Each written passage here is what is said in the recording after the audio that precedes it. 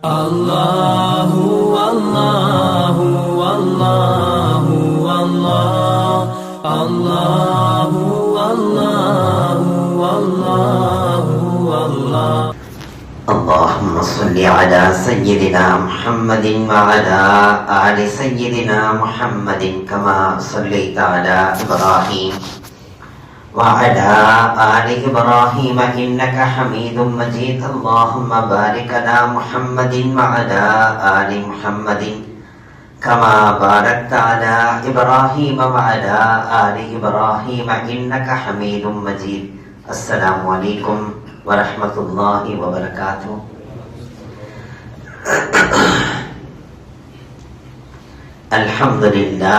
الحمد لله رب العالمين والصلاة والسلام على رسوله خاتم النبيين وعلى آله الطيبين وأصحابه الطاهرين والمؤمنين والمسلمين كلهم أجمعين أما بعد فقد قال الله تعالى في كلامه القديم والفرقان المجيد أعوذ بالله من الشيطان الرجيم بسم الله الرحمن الرحيم تعز من تشاء وتذل من تشاء بيدك الخير إنك على كل شيء قدير قال النبي صلى الله عليه وسلم القاتل والمقتول في النار صدق الله العلي العظيم وصدق رسوله النبي الكريم ونحن على ذلك من الشاهدين والشاكرين والحمد لله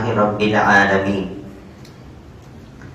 அன்பிருந்த பெரியோர்களே, அருமை சகோதரர்களே, புனிதமிக்க முஹர்ரம் மாதத்தின் இறுதியிலே நாம் அமர்ந்திருக்கிறோம். இந்த மாதத்தை முன்வைத்து பல்வேறு வரலாற்று நிகழ்வுகளை நாம் நினைவு கூர்ந்து அதன் மூலமாக பல்வேறு படிப்பினைகளை நாம் பெற்று வருகிறோம்.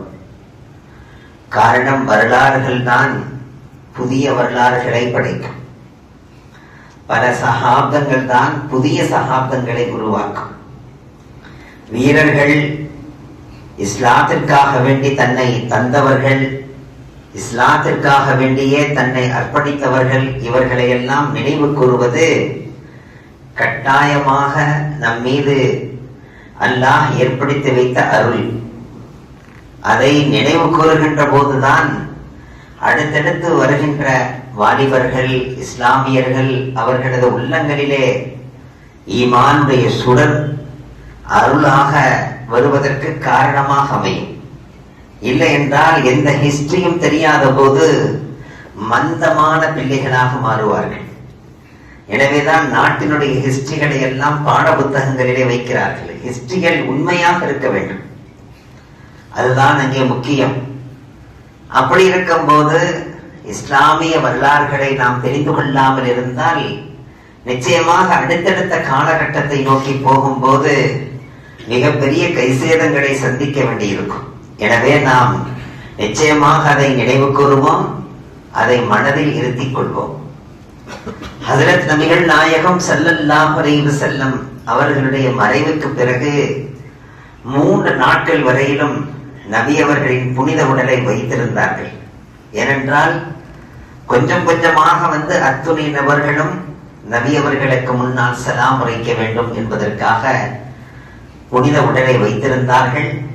அதே நேரத்தில் அடுத்த ஹலீஃபா யார் என்பதை தேர்ந்தெடுக்கின்ற வரையிலும் நபி அவர்களின் புனித உடல் இருந்தால் குழப்பங்கள் ஏற்படாது, எந்த வகையான விவாதங்களோ சண்டை சச்சரவுகளோ உண்டாகிவிடக் கூடாது என்பதற்காக நபி அவர்களின் புனித உடலை 3 நாட்கள் வைத்திருந்தார்கள்.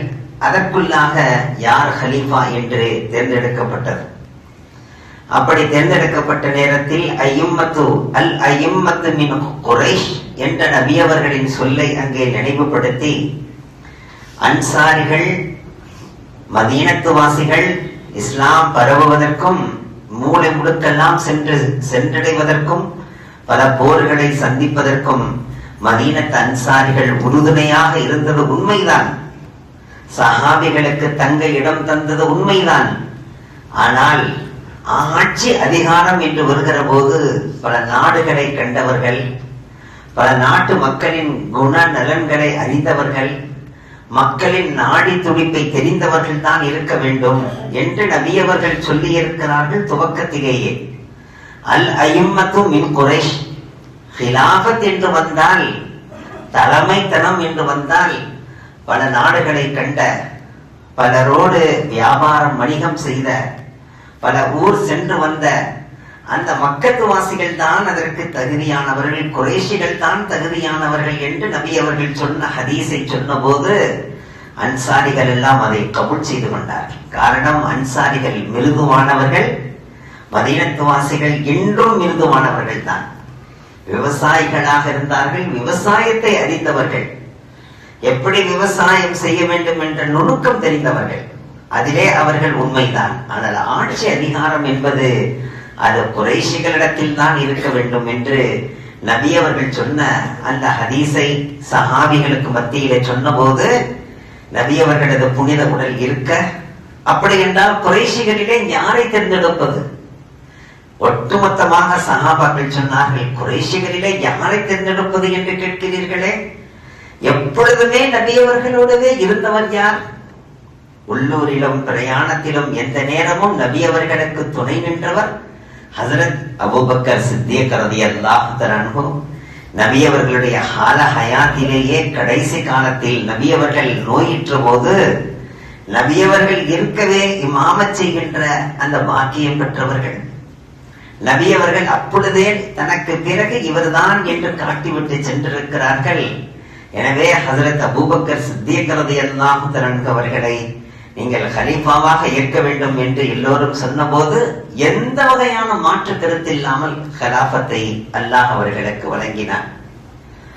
அதே போன்றுதான் ஹஜ்ரத் அபூபக்கர் சித்திக் ரலியல்லாஹு அன்ஹு அவர்களுக்கு பிறகு ஹஜ்ரத் உமர் ரலியல்லாஹு அன்ஹுடைய கிலாபத்திலும் எந்த குழப்பமும் ஏற்படவில்லை. எல்லோரும் ஏற்றுக்கொண்டார்கள், மாற்று கருத்தே இல்லை.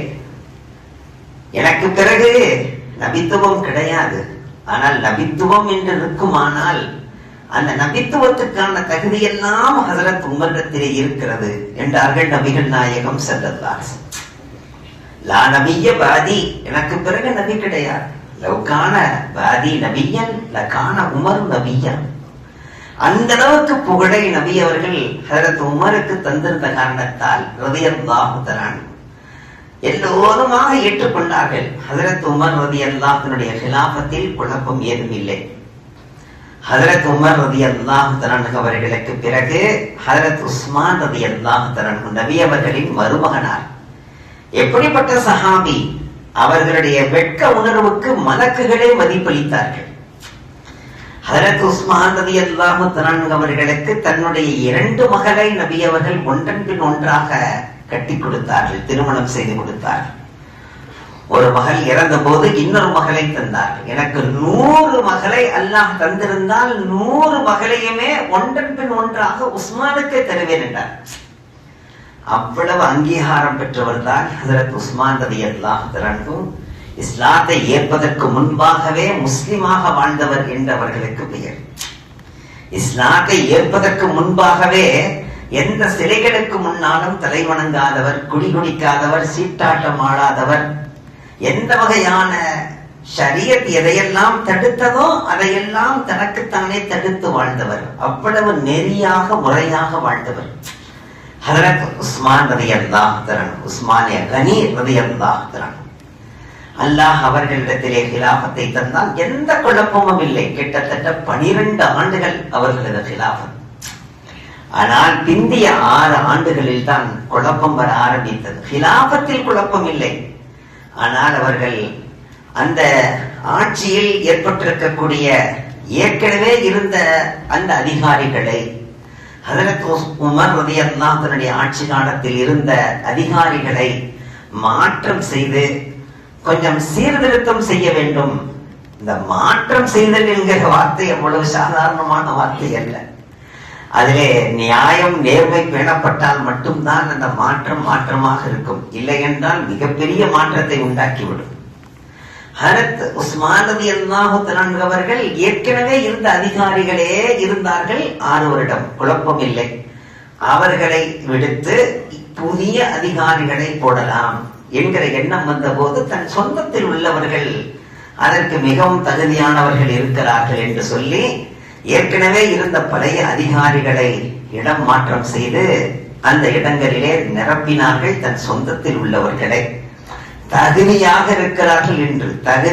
இருக்கிறார்கள் என்று மாற்றினாலே இந்த குழப்பம் என்றால் தகுதியே இல்லாதவர்களை மாற்றினால் என்ன ஆகும்? ஆனால் குழப்பம் வந்து விட்டது பெரியவர்களே. மிஸ்ரிலே தன் சொந்தத்தில் உள்ள ஒருவரை, அப்துல்லா என்பவரை தான் கவர்னராக ஆக்கினார்கள். அந்த கவர்னர் கொஞ்சம் கடுமையாக நடந்து கொள்ளுகிறார் என்று அங்குள்ளவர்கள் வந்து ஹஜ்ரத் உஸ்மான் ரலியல்லாஹு தன்னிடத்திலே சொன்னபோது, நீங்கள் விரும்பக்கூடியவரை கவர்னராக மாற்றிக்கொள்ளுங்கள் என்று அனுமதி தருகிறார்கள். ஆனால் உள்துறை அமைச்சராக இருப்பவர் யாருக்கு?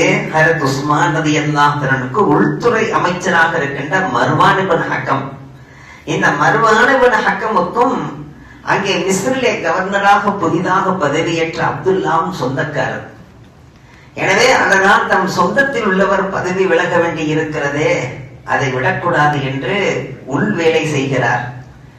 உங்களை பதவி நீக்கம் செய்ய சொல்லி கடிதம் வருகிறது. அதற்கு முன்பாக என் கடிதம் வந்து சேரும். அந்த கடிதத்திலே என்ன எழுதியிருக்கிறார்? உம்மிடத்திலே வந்து உம்மை பதவி விலக சொல்லி வரக்கூடியவர்களை ஒரு அறையிலே அடைத்து வைத்து அவர்களை கொன்று விடு. இப்படிக்கு உஸ்மான் என்று உஸ்மான் ரலியல்லாஹு தன்னுடைய முத்திரையை அவர் கையிலே பயன்படுத்தி விடுகிறார். எனவேதான் அவரவர்களுக்குண்டான சொந்த விஷயங்களை எவருமே டச் பண்ண முடியாத அளவுக்கு வைக்க வேண்டும். தன்னுடைய முத்திரை மர்வான் இப்னு ஹக்கமின் கையில் கிடைக்கும் வகையிலே இருந்த காரணத்தால் அதை பயன்படுத்தி விட்டார். தவறுக்கு பயன்படுத்தி விட்டார். மிகப்பெரிய பிரச்சனையாக விட்டது. அந்த மிஸ்ரிலிருந்து வந்த போராளிகள் ஹஜ்ரத் உஸ்மான் ரலியல்லாஹு தஆலா அவர்களை ஷஹீதாக்கி விட்டு தான் சென்றார்கள். பல நாட்கள் முற்றுகையிட்டு ஷஹீதாக்கி விட்டார்கள். இப்பொழுது ஹஜ்ரத் அலி ரலியல்லாஹு தஆலாவுடைய கிலாஃபத் வருகிறது. கிட்டத்தட்ட எல்லா சஹாபிகளுமே கையெழுத்திட்டு விட்டார்கள், ஏற்றுக்கொண்டார்கள், பையத் செய்து கொண்டார்கள். ஆனால் ஹஜ்ரத் முஆவியா ரலியல்லாஹு தஆலா அவர்கள் எல்லாமே கருத்து வேறுபாடு, மிஸ் அண்டர்ஸ்டாண்டிங், விளக்கத்தில் ஏற்படுகின்ற குறைபாடு, அவ்வளவுதான். மிக உயர்ந்த மனிதர்கள் தான், மிக உயர்ந்த மனிதர்கள் என்பதற்காக விளக்கத்தில் மாற்றம் ஏற்படக்கூடாது என்பதல்ல. கருத்து வேறுபாடு என்பது எல்லா காலங்களிலும் உள்ளதுதான். அதற்காக அவர்களுடைய தரஜா தாழ்ந்து விடாது. அவர்கள் உயர்ந்தவர்கள் தான், சிறந்தவர்கள் தான், அதிலே எந்த மாற்று கருத்தும் இல்லை. ஆனால் ஹஜ்ரத் உஸ்மான் ரலியல்லாஹு தஆலா அவர்களை யார் ஷஹீதாக்கினார்கள் என்று ஹஜ்ரத் அலிக்கு தெரியும் ரலியல்லாஹு தஆலா. ஆனால் ஹஜ்ரத் அலி ஸ்டெப் எடுக்க மறுக்கிறார். இதுதான் குற்றச்சாட்டு. ஹஜ்ரத் முஆவியா ரலியல்லாஹு குற்றச்சாட்டு. ஹஜ்ரத் அலி ரலியல்லாஹு தஆலா சொல்கிறார்கள், இல்லை இல்லை, நீங்கள் எனக்கு பையத் செய்து கொடுங்கள். எல்லோரும் பையத் செய்து விட்டார்கள், நீங்களும் பையத் செய்யுங்கள். நான் கிலாபத்திலே பரிபூர்ணமாக அமர்ந்து விட்டால் பிறகு யார் குற்றவாளி என்பதை தேடி பிடித்து அவர்களுக்கு நான் நிச்சயமாக பழி வாங்காமல் விடமாட்டேன், என்னை நம்புங்கள் என்கிறார்கள். இல்லை இல்லை, முதலில் குற்றவாளியை பிடித்து தண்டனை கொடுங்கள், பையச் செய்கிறேன். பையச் செய்யுங்கள், தண்டனை கொடுக்கிறேன். இதுதான் 2 பேருக்கு மத்தியில் குழப்பம். இந்த புரிதலில் ஏற்படுகின்ற பிரச்சனையினால் எத்தனை இழப்பு தெரியுமா? கிட்டத்தட்ட 12,000 சஹாபிகள் ஷஹீதார். இந்த உம்மத் விளங்கிக் கொள்ள வேண்டும். நமக்கு மத்தியிலே இருக்கின்ற குழப்பத்தின் காரணமாக, நமக்கு மத்தியில் இருக்கக்கூடிய விளக்கத்திலே ஏற்படுகின்ற அந்த விளக்கமின்மையின் காரணத்தால் தான் விளங்கிக் கொண்டதுதான் சரி. இந்த அனானியத், இந்த ஆணவ போக்கு, இந்த அத்துமீறிய அந்த நிலை, அகங்கார போக்கு இருக்கவே கூடாது, யாருக்குமே இருக்கக்கூடாது. இதெல்லாம் மிகப்பெரிய படிப்பினை. இறந்தவர்கள் யார்? சஹாபிகள். அந்த சஹாபிகளை நேருக்கு நேராக சந்தித்தவர்கள் யார்? சஹாபிகள். நினைத்து பார்க்கிறோம். புரிதலில் தவறு ஏற்பட்டால் புண்ணியவான்களும் கூட மிஞ்ச மாட்டார்கள்.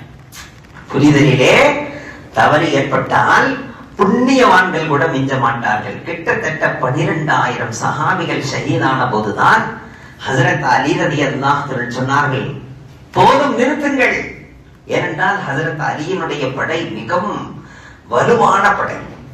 சொன்னார்கள், நாங்கள் சண்டையிடவே இல்லை, சண்டையிடுகிற நோக்கமும் இல்லை. ஆனால் எங்களை எதிர்த்து நீங்கள் வருகிற போது நாங்கள் தடுத்துத்தான் தீர வேண்டும். இல்லை என்றால் நாங்கள் அனைவருமே ஷஹீதாகி விடுவோம். அப்படி தடுக்கின்ற தடையிலேயே 12,000 சஹாபிகள் ஷஹீதானார்கள் என்றால் இதை இன்னும் நீடிக்க விட்டால் ஒரு சஹாபியும் மிஞ்ச மாட்டார்கள். போர் நிறுத்துங்கள் என்று சொன்ன போது அங்கே போர் நிறுத்தம் ஏற்படுகிறது. ஆனால் கடைசி வரையிலும் ஹஜரத் முஆவியா ரலியல்லாஹு தஆலா அவர்கள் ஹஜரத் அலி ரலியல்லாஹு தஆலா அவர்களுக்கு பையத் செய்து தரவே இல்லை. இருந்தாலும் பெருவாரியான பையத்துகள் இருந்த காரணத்தால் ஹிலாபத்திலே குழப்பம் ஏற்படவில்லை. ஹஜரத் அமீர் முஆவியா ரலியல்லாஹு தன்னுடைய அதிருப்தியோடவே ஹஜரத் அலி ரலியல்லாஹு தன்னுடைய ஹிலாபத் நடைபெற்றது. ஹஜரத் அலி ரலியல்லாஹு தன்னுடைய படையிலேயே இருந்த ஒருவன் தான் முல்ஜிம். அந்த முல்ஜிம் என்பவன் தான் ஹஜரத் அலி ரலியல்லாஹு தஆலா அவர்களை ஷஹீதாக்கி விடுகிறான். அங்கேயும் விளக்கத்தில் ஏற்பட்ட குழப்பம் தான், ஷஹீதாக்கப்படுகிறார்கள். ஷஹீதாக்கப்பட்ட பிறகு ஹஜரத் ஹசன் ரலியல்லாஹு தஆலா அவர்கள் பொறுப்பில் வருகிறார்கள், ஹிலாபத்திலே வருகிறார்கள். 6 மாத காலம் கலீஃபாவாக இருக்கிறார்கள். ஹஜரத் முஆவியா ரலியல்லாஹு தஆலா அந்த நேரத்திலே திமஷ்கிலே கவர்னராக இருக்கிறார்கள்.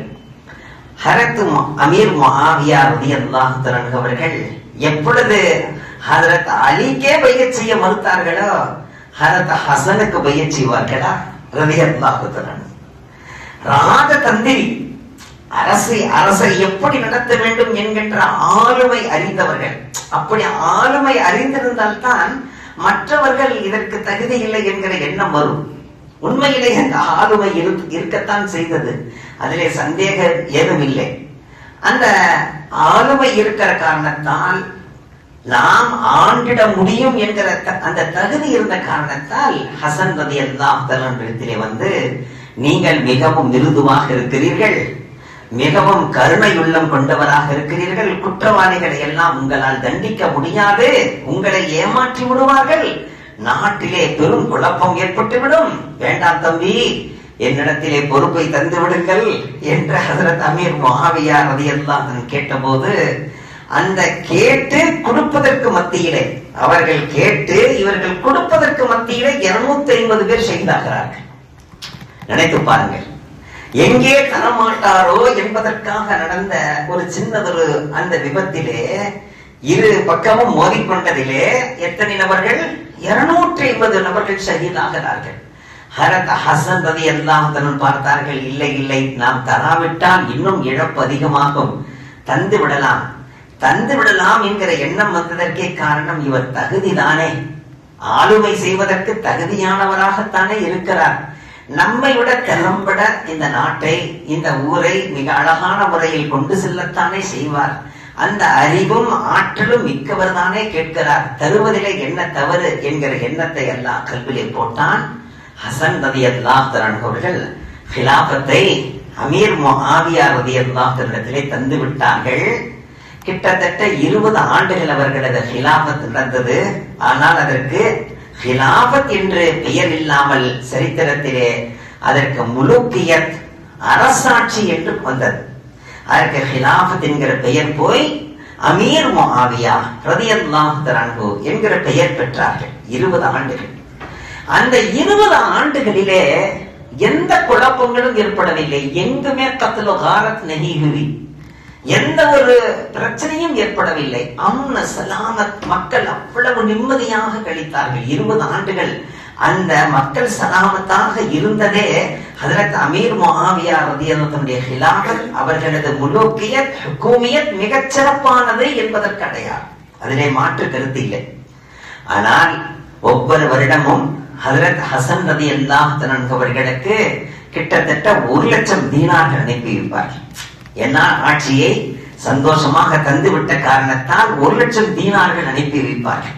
ஒரு வருடம் கொஞ்சம் பிந்தி விட்டது, எப்பொழுதும் வரக்கூடிய டேட்டை விட ஒரு வருடம் கொஞ்சம் பிந்தி விட்டது. அந்த 1,00,000 தீனார்கள் வரவில்லை. உடனே ஹஜ்ரத் ஹசன் ரலியல்லாஹு தஆலா கவலையாகி விட்டார்கள். வரவேண்டிய 1,00,000 தீனார்கள் வரவில்லையே என்று. 1,00,000 தீனார்கள் தான் வரவில்லை, கனவிலே ஹுசூர் வந்து விட்டார்கள் ஸல்லல்லாஹு அலைஹி வஸல்லம். தன்னுடைய பேரப்பிள்ளையிடத்திலே, பேரப்பிள்ளையே அவசரப்படாதீர்கள், உங்களுக்குரிய 1,00,000 தீனார் நிச்சயமாக அவர் தருவார், ஏதோ ஒரு சின்ன சிக்கல் வந்துவிடும், கவலைப்படாதீர்கள் என்று நபி அவர்கள் சொன்னதை சரித்திரம் பதிவு செய்திருக்கிறார். நபி அவர்கள் கனவிலே தீதாராகி, நீங்கள் பொறுத்திருங்கள் வந்துவிடும், அவர் தரக்கூடியவர் தான் என்று நபி அவர்கள் சொல்கிறார்கள் என்றால், அந்த 20 ஆண்டுகள் நபி அவர்களிடத்திலும் கூட கபூலியத்தை பெற்றது என்றுதான் தெரிகிறது, சரித்திரம் சொல்கிறது. ஆனால் அந்த 20 ஆண்டுகளிலே 10 ஆண்டுகள் கழிந்த நேரத்தில் அங்கேயும் ஒரு மிகப்பெரிய ஒரு சஹாபி முகீரத் இப்னு ஷுஅபா ரலியல்லாஹு தஆலா அவர்கள் அங்கே வருகிறார்கள். ஹரத் அமீர் முஆவியா ரலியல்லாஹு தஆலாவை சந்தித்து சொல்கிறார்கள், இதோ பாருங்கள் 10 ஆண்டுகள் கழிந்து விட்டன, இன்னும் எத்தனை ஆண்டுகள் என்று நமக்கு தெரியவில்லை, ரப்பே அறிவான்.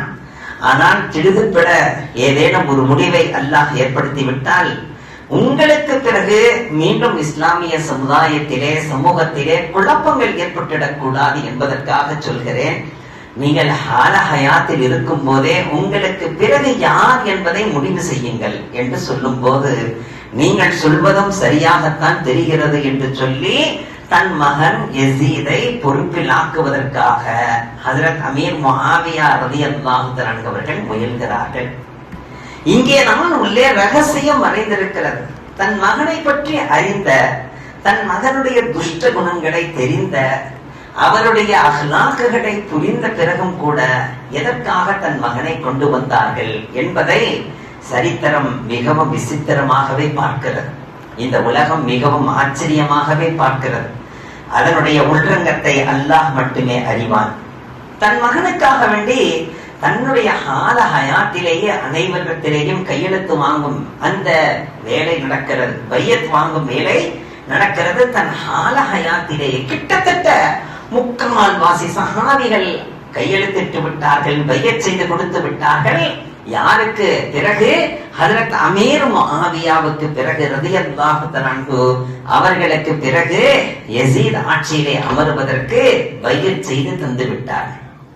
இப்பொழுது நாம் கொஞ்சம் நினைக்க வேண்டும், சஹாபிகளிலே, ஒட்டுமொத்த சஹாபிகளிலே கிட்டத்தட்ட 3/4 சஹாபிகள் பையத் செய்து தந்து விட்டார்கள் என்பதற்காக யசீத் அதற்கு தகுதியானவன் தான் என்று நாம் தீர்ப்பளிக்க முடியுமா? இல்லை, இல்லை.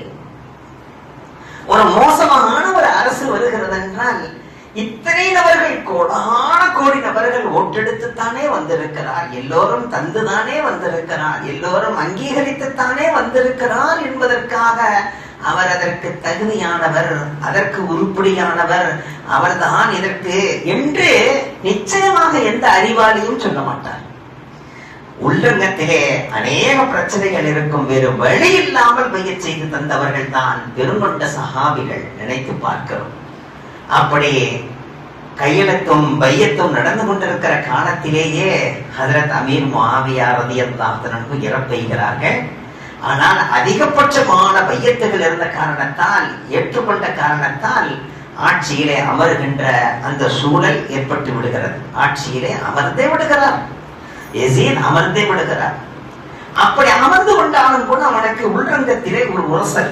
அது என்ன தெரியுமா? இத்துணை நபர்கள் கையெழுத்து போட்டதெல்லாம் பெரிய பிரச்சனை இல்லை, இத்துணை நபர்கள் அங்கீகரித்ததெல்லாம் அங்கீகாரம் இல்லை. எனக்கு ஹுசைன் ரலியல்லாஹு அன்ஹு கையெழுத்து இருக்கிறதா?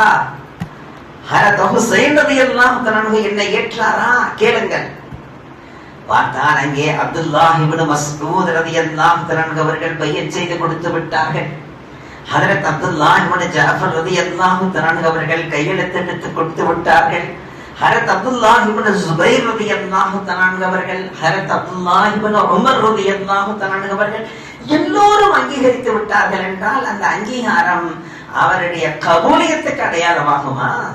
கபூலியத்துக்கு அடையாளம் இல்லை, வேறு வழி இல்லை. இல்லை என்றால் பெரும் குழப்பம் ஏற்படும் என்பதற்காக வேண்டி கபூல் செய்த நிலையே தவிர வேறொன்றும் இல்லை.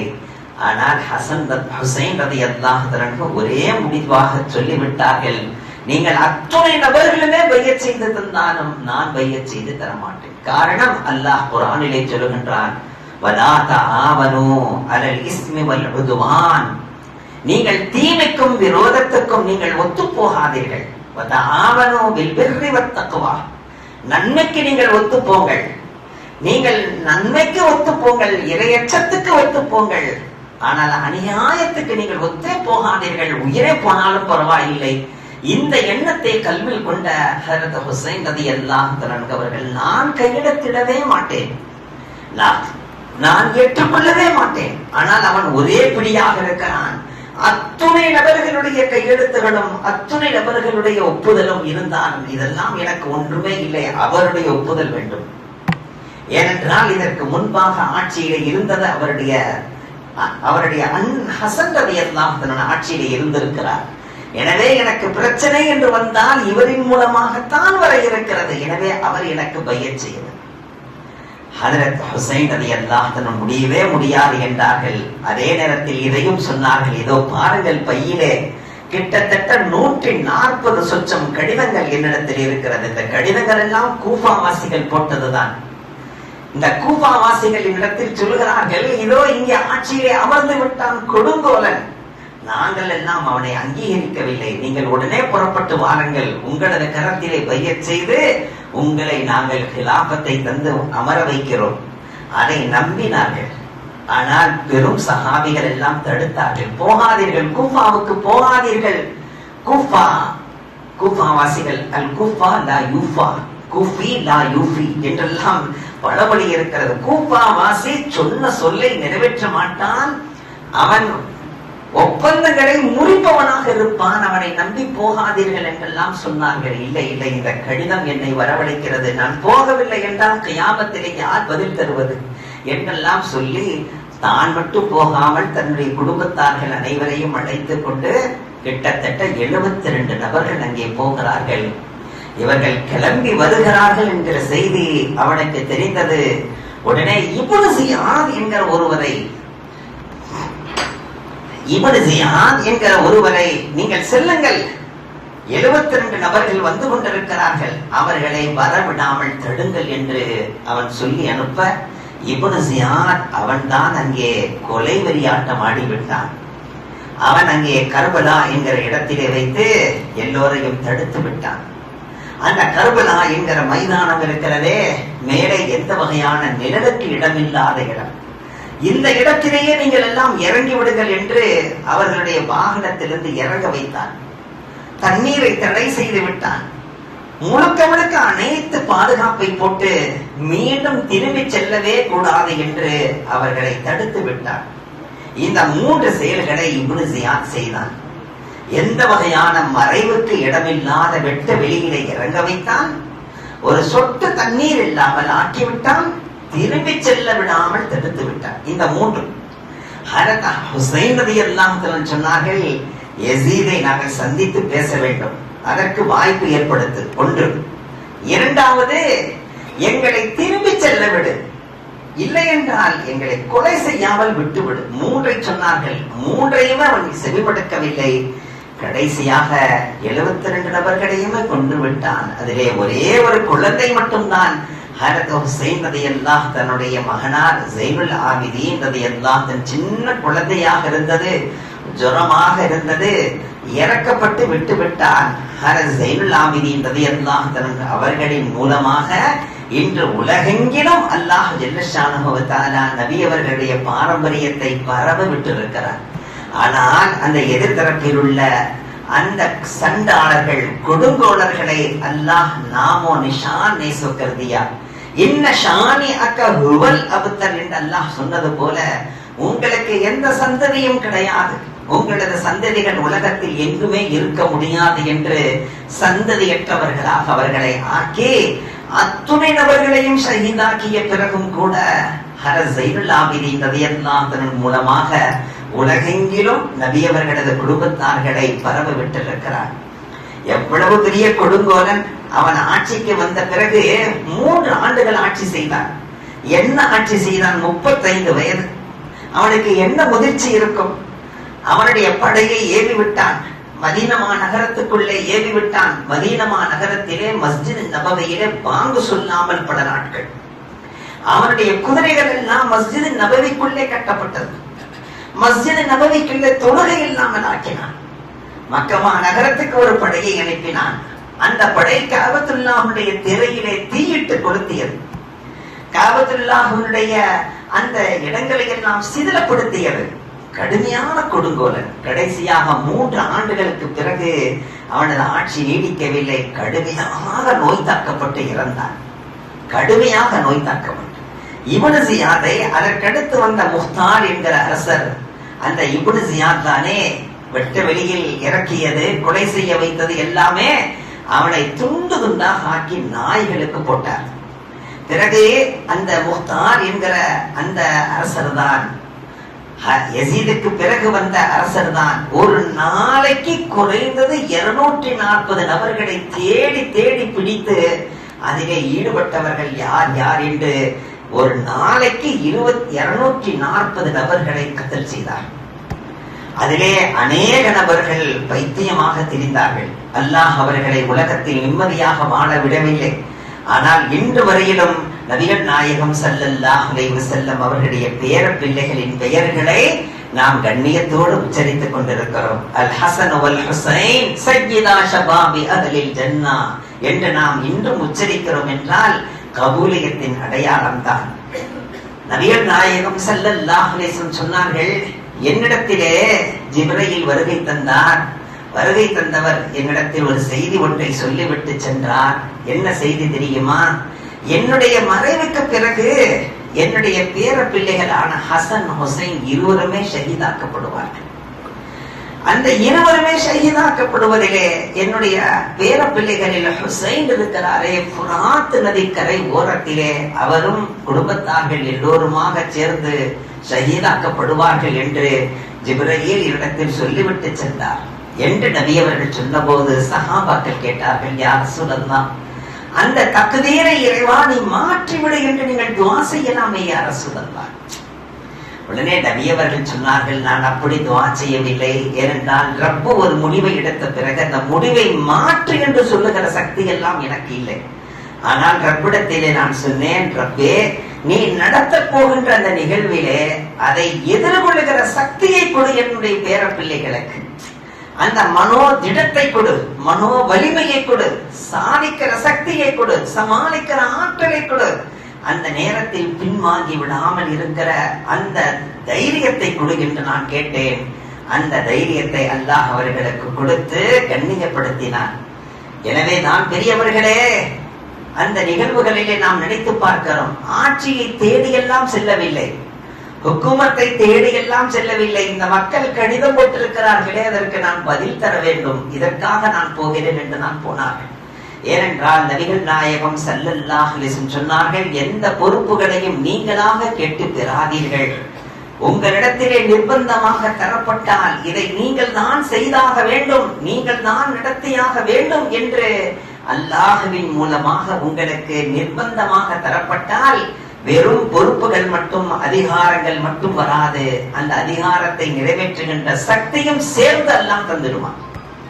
ஆனால் நீங்களாக அந்த அதிகாரத்துக்கு நான் தான் தகுதி, இந்த பொறுப்புக்கு நான் தான் தகுதி என்று நீங்கள் செல்வீர்களே என்றால் நீங்கள் அதில் சிக்கிக் கொள்வீர்கள், அல்லாஹ்வின் உதவியும் உங்களை வந்தடையாது என்றார்கள் நபிகள் நாயகம் ஸல்லல்லாஹு அலைஹி வஸல்லம். கியாம நாள் சமீபத்திலே ஹஜ்ரத் மஹ்தி அலைஹிஸ்ஸலாத்து வஸ்ஸலாம் அவர்கள் தோன்றுவார்கள். காபாவிலே அங்கே தவாஃப் செய்து கொண்டிருக்கிற நிலையிலே தவாஃப் செய்யக்கூடியவர்களுக்கு மத்தியிலே மஹ்தி அலைஹிஸ்ஸலாம் இருப்பார்கள். இதையெல்லாம் யார் சொல்வது? எம்பெருமானார் ஸல்லல்லாஹு அலைஹி வஸல்லம் சொல்கிறார்கள். அங்கே தவாஃப் செய்யக்கூடியவர்களிலே மஹ்தி அலைஹிஸ்ஸலாம் அவர்களும் இருப்பார்கள். மக்கள் அறிந்து கொள்வார்கள் இவர்கள் தான் மஹ்தி என்று. அவரது கையிலே பையச் செய்யலாம் என்று எல்லோரும் ஆசிப்பார்கள்.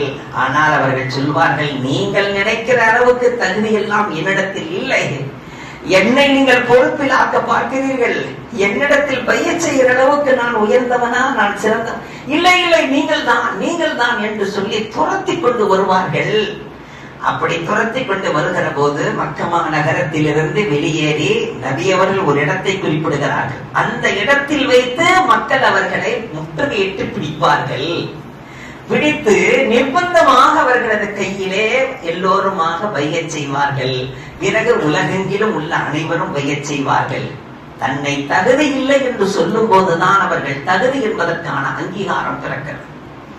ஹஜ்ரத் மூஸா அலைஹிஸ்ஸலாத்து வஸ்ஸலாம் அவர்களிடத்திலே அல்லாஹ் சொன்னான், மூஸாவே, நீங்கள் ஃபிரௌனை போய் சந்தியுங்கள், ஃபிரௌனிடத்திலே வஹதானியத்தை எடுத்து வையுங்கள். அவன் தன்னை ரப் என்று சொல்லிக் கொண்டிருக்கிறான், யார் ரப்பு என்பதை அவனுக்கு விளக்கி தாருங்கள் என்று சொன்ன போது, யா அல்லாஹ், மை ஜாவோ மை தோ லுக்னத் வாலாஹூ, என்னை அனுப்புகிறாய் ரப்பே, நான் பேச முடியாதவன், நாவு தடுமாறக்கூடியவன், கொஞ்சம் திக்குவாயா இருக்கிறன்றது உனக்கு தெரியாதா? நான் போய் அவட்ட என்னத்தை பேச போறேன்? நான் அதுக்கு தகுதியா? நானு அஹி ஹாரூனு, என்னுடைய சகோதரர் ஹாரூன் இருக்கிறாரே, அவர் என்னை விட நல்லா பேசுவாரு, அவர் அனுப்பலாமா? யார் கேட்கிறா? ஹஜ்ரத் மூஸா அலைஹிஸ்ஸலாம். ஏங்க ஃபிரௌனை போய் சந்தி என்று சொல்லுகிற போது ஃபிரௌனை சந்திக்க சொல்கிறாயா? அதற்கு நான் தகுதி என்பதை தன்னை காட்டுகிறது. நான் போய் சந்திக்கிறேன், அவனை உண்டு இல்லை என்று பார்க்க இல்லை, நான் அதுக்கு தகுதி இல்லைன்னு சொன்னே. அல்லாஹ் சொன்னான், நீங்க தான் தகுதி. தகுதி இல்லை என்று சொல்பவன் தான் தகுதி. நான் தான் தகுதி என்றால் தகுதி அல்ல, தகுதி இல்லை என்று சொல்பவன் தகுதியானவன்.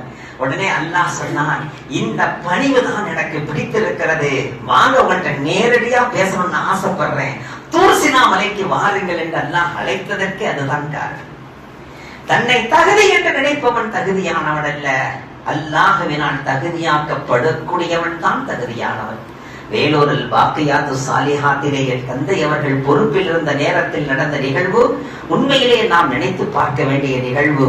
அதையெல்லாம் நாம் சொல்ல வேண்டும் என்று ஆசைக்கிறேன். இன்னொரு நாளுக்கு நான் நினைவுபடுத்துவேன். வல்ல ரஹ்மான் சொன்னதை கொண்டும் கேட்டதை கொண்டும் அமல் செய்யும் பாக்கியத்தை நம் அனைவருக்கும் தந்தருள்வானாக. ஏதோ பெரம்பூரிலே பெரியவர்களே அன்சாருல் இஸ்லாம் என்கிற பள்ளியை, சிறு பள்ளியை உருவாக்கினார்கள். அல்ஹம்துலில்லாஹ், முடிவுற்று விட்டது. பக்கத்திலேயே நிஸ்வான் மதரசாவை உருவாக்கி இருக்கிறார்கள். 600 சதுரடியிலே அது முடிவுடுகின்ற நிலையிலே பற்றாக்குறை ஏற்பட்டு நம்மிடத்திலே வந்திருக்கிறார்கள். அதில் நாம் பங்கெடுத்துக் கொள்வோம். அல்லாஹ் அதை ஈமானுக்கு சாட்சியாக்குவானார். அஸ்ஸலாமு அலைக்கும் வரஹ்மத்துல்லாஹி வபரகாத்துஹு.